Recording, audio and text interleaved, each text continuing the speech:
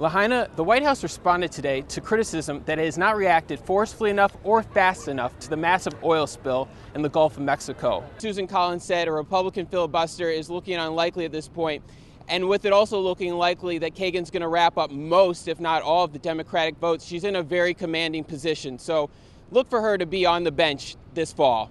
So I'm up here on the roof of 1834 West Saratoga. I'm here with Dante, and what Dante is doing is he's putting acrylic on the roof of Preston Lundy's home. Now what acrylic does is it reflects the sun, which then cools the house and then leads to lower energy bills. But business is not bustling in most of Inglewood. The area unemployment rate has pushed past 20%, and one community leader says education is needed to reverse the trend. And while these young chefs are nearing the end of their time at Harper, this is not the last dish they'll be making. Many of them hope to be serving up courses professionally in the future. Where next for the Tea Party? Perhaps Howard University, the historically black college. The movement has certainly gained a follower in Brandon Cooper, chairman of the university's College Republicans group. He says he had plenty of reasons to attend the April 15th protest at the National Mall. Well, the Tea Party was about a movement and had ideas and values that I agreed with, so it was natural for me to go down to the mall and participate in, active protest against the policies of this administration and the taxes and the economy issues that we're facing as a nation. The 21-year-old Cooper has led the Howard College Republicans for 2 years and also interns for the Republican National Committee. He says his involvement with the GOP is the product of a long-standing interest in politics. Well, my earliest political, memory would be during the 2000 elections. My parents, my mother and my grandmother, they're both Democrats. But I remember sitting at the dinner table and sometimes we would discuss politics. And for some reason, I always gravitated towards the policies of President Bush, or at that time, candidate Bush. And Cooper says his views now line up with those of other Tea Party members. I felt very included. It was the energy was great. We all had ideas and values that we all had in common, so naturally we all mingled quite well.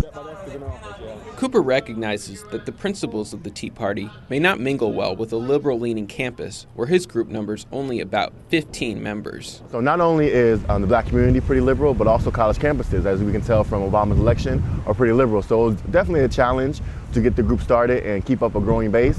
But we'll be able to accomplish that by not so much focusing on candidates, but more so just ideas and values. Even though some of its members have been accused of racism, Cooper believes that the true values of the Tea Party transcend race. Most of the Tea Party were there were the Caucasian, but there are a lot of people there from different demographics, different ethnicities.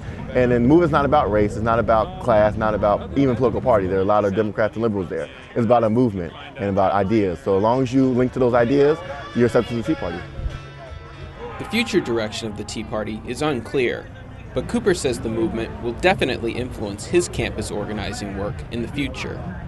Whether or not the Tea Party name comes on Howard, I don't know if that's a possibility, but definitely the ideas of the movement already exist here in the College Republicans and outside, just about limited government and lower taxes. So I don't think in the future we'll see a lot of those movement ideas here on campus also. Howard students can also expect to see much more of Cooper as he emerges as a campus standard bearer for conservative politics. Paul Schott, reporting in Washington. Baltimore weatherization installers Danielle Bryce and Dante Burgess work quickly. They have to.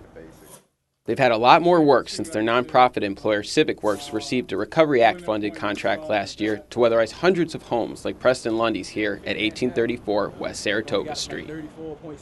There's a lot of houses that's leaky houses that need weatherization work, so there's a lot of growth in this business right here, and just a lot of work that need to be done.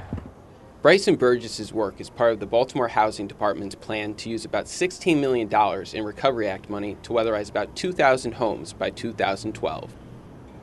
The department hopes weatherization will help save lower-income residents like Lundy an average of 30% on their heating and cooling bills. I need to save the money as much as I can because I'm on a fixed income. Caulking and insulation are staples of the weatherization process you may know about. But there are a few other steps you might not expect. So I'm up here on the roof of 1834 West Saratoga. I'm here with Dante, and what Dante is doing is he's putting acrylic on the roof of Preston Lundy's home. Now what acrylic does is it reflects the sun, which then cools the house and then leads to lower energy bills. A week later, Bryce and Burgess lay another cool roof at another home. It's one of about 300 that have been weatherized in Baltimore so far with Recovery Act money. Still, that's only about 15% of the city's homes due to be weatherized with these funds. Baltimore housing officials say the comprehensive training they require for installers like Bryce and Burgess has slowed down short-term production. But they say the city's weatherization contractors back this approach. The contractors have said that their workers have more skills now than they had before, and that provides more opportunities for them in the business world, even apart from government-sponsored programs. Burgess says the city's emphasis on using its weatherization money for long-term green job growth is promising for young Baltimoreans. I think it's a real good thing. You feel me? Just to get some of these young guys off the street, because there's nothing up there. It's only going to lead you to places dead or in jail. So it's a real good program for people like that that's trying to get away from the negative things and get into positive things. Baltimore expects many positive things from the Recovery Act, and it hopes its weatherization funds can bring many out of the shadows of mounting bills and dwindling job prospects towards a brighter and greener future. This is Paul Schott of the Medill News Service reporting from McClatchy. Chicagoans, take heart. Spring is here. Well, not everywhere, but the change of the seasons is certainly in the air at the Chicago Flower and Garden Show. The annual Navy Pier event is lush with some of the Chicago area's best horticulture. As floriculturist Bill Fisher explains, putting on an annual display of this caliber requires perennial hard work. We do this 4 times a year. It's also very detail orientated. Some very unique plants that we have at the conservatory are highlighted here and at the conservatories during our shows. After talking with Bill, I'm inspired to create my own Best in Show. Now, he's given me some basic gardening tips, and he says the roots of success start with good potting. The good thing about potting is that it's like eating a Reese's peanut butter cup. There's no wrong way to do it. Just make sure you put plenty of soil in the pot for a good foundation and that you plant with the leaves facing up. And I'm not the only one getting a heady horticultural education here. I brought my classes here. This is one of the better shows that I've seen for demonstration gardens. The show isn't just about education. It also cultivates visitors' imaginations.